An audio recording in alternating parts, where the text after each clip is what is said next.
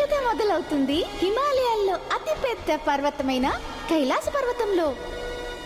ఇక్కడుంటారు బాలగణేశుని తండ్రి గారైన భగవాన్ శివశంకరుడు, ఇంకా తల్లి పార్వతి, శివుని యొక్క అతిపెద్ద సేవకుడైన నందీశ్వరుడు మరియు ఆయన యొక్క అతిపెద్ద గనులతో కూడిన సైన్యం కూడా ఉంది. ఇక్కడి నుండే మొదలవుతుంది మన బాలగణేశుని యొక్క కథ.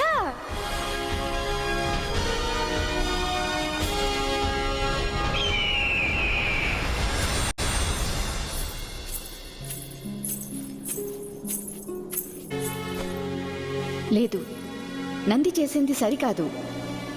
వాడు మాత్రం ఏం చేయగలడు? స్వామి భక్తి కలవాడు. వాడికి తమ స్వామిని ఆపే ధైర్యం ఉండి ఉండదు. నాకు ఎలాంటి గనుడు కావాలంటే ఎవడైతే బుద్ధివంతుడో, ధైర్యవంతుడో మరియు ఆజ్ఞ పాటించేవాడై ఉండాలి. నేనే స్వయంగా అలాంటి గనుని తయారు చేస్తాను.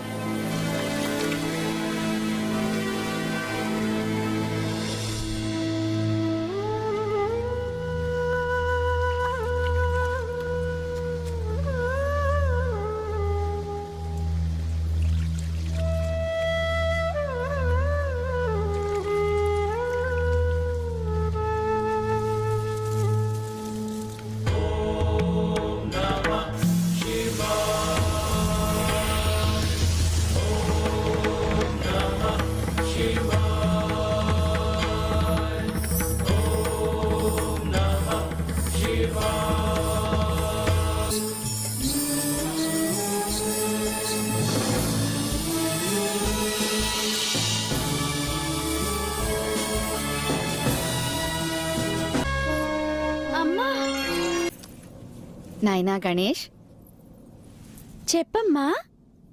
చూడు నాయనా, నేను స్నానాల గదిలో స్నానం చేయడానికి వెళ్తున్నాను. నువ్వు ద్వారం దగ్గర కూర్చో. నేను చెప్పేంత వరకు ఎవ్వరినీ లోపలికి రానివ్వద్దు. ఆజ్ఞ మాత.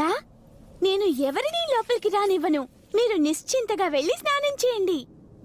ప్రభు, మీరు లోపలికి వెళ్ళకూడదు. ఓ పసిబాలుడా, నువ్వెవరివి? ఇలా నా దారిని ఎందుకు ఆపుతున్నావు? నేను గౌరీపుత్రుడినైన గణేశుణ్ణి. నేను మాత ఇచ్చిన ఆదేశాన్ని పాలిస్తున్నాను. ఆమె ఆదేశమేమిటంటే ఆమె ఆజ్ఞాపించేదాకా ఎవరినీ లోపలికి పంపొద్దని. గౌరీపుత్రుడా, అలాగైతే ఈ ఆజ్ఞ నాకు వర్తించదు. ఎందుకంటే నేను గౌరికి భర్త అయిన శివశంకరుణ్ణి. ద్వారం నుండి తప్పుకో బాలక. కుదరదంటే కుదరదు. ఎప్పటిదాకా అమ్మ ఆజ్ఞాపించదో నేను ఎవరినీ లోపలికి వెళ్ళనివ్వను. మొండికేయకు అమాయక బాలుడా, దారి నుంచి తప్పుకో. అది అసంభవం. చూడు, నీకు నా కోపం గురించి తెలియదు. దారి వదులు, లేకుంటే పరిణామం భయంకరంగా ఉంటుంది. పరిణామము ఏదైనా కూడా సూర్యుడు పశ్చిమం నుండి రావచ్చు, చంద్రుడు తన మార్గాన్ని మార్చుకోవచ్చు, కానీ నేను మాత్రం నా ధర్మ మార్గాన్ని తప్పుకోలేను. ఓరి మూర్ఖ బాలక!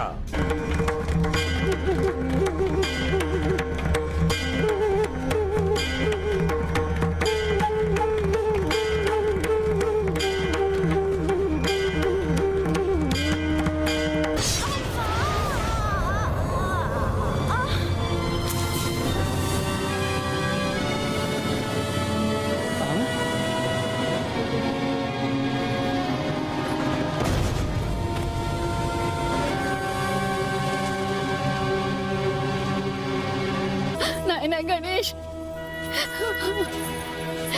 ఎంత పని చేశారు ప్రాణనాథ. క్రోధంలో మీరు మీ పుత్రుణ్ణి వధించారా? ఇక మీ దేవతలంతా మౌనంగా ఈ ఉదంతాన్నంతా చూస్తూ ఉండిపోయారా? నాకు నా పుత్రుడు ఎలాగైనా కావాలి, ప్రాణంతో. మీరు వీడికి ప్రాణదానం చెయ్యాల్సిందే, లేకుంటే నేను కూడా ప్రాణాలని తెగిస్తాను. అహంకారం త్యాగించి దేవి పార్వతి యొక్క ప్రార్థనను స్వీకరించండి భోలేనాథ్. ఇది జరిగే పని కాదు. నా శస్త్రం దాడితో తల మొండె నుండి వేరయ్యాక దాన్ని తిరిగి అతికించడం సాధ్యం కాదు.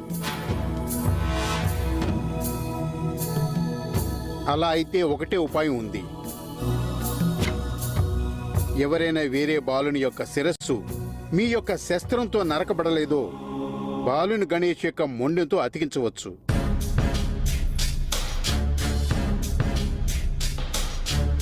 ఆలోచించి సమయం వృధా చేయొద్దు. వెంటనే మీ గణాలకు ఆదేశించండి. వెళ్ళండి. వెళ్ళి అలాంటి బాలుని తలని తీసుకురండి. ఎవరి ముఖమైతే ఉత్తర దిశలో ఉంటుందో, ఇంకా ఎవరి తెల్లైతే తన పుత్రుడి వైపు వీపు పెట్టి పడుకునుంటుందో. ఆజ్ఞ ప్రభు. ఆలస్యం చేయకండి. సమయం మించిపోతే ఈ బాలుడిక ప్రాణం పొందలేడు. ఆజ్ఞ. పదండి.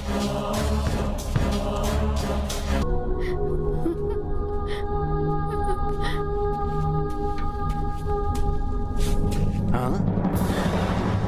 ప్రభు, మీరిచ్చిన ఆజ్ఞ ప్రకారం మాకు ఈ బాలుడు ఒక్కడే లభించాడు.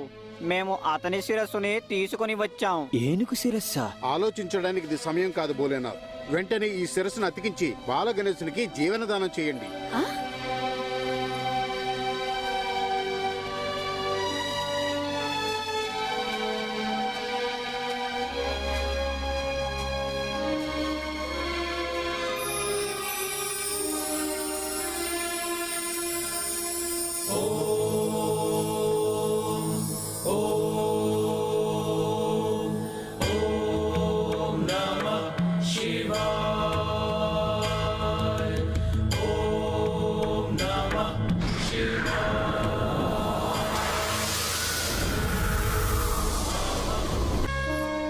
అమ్మా,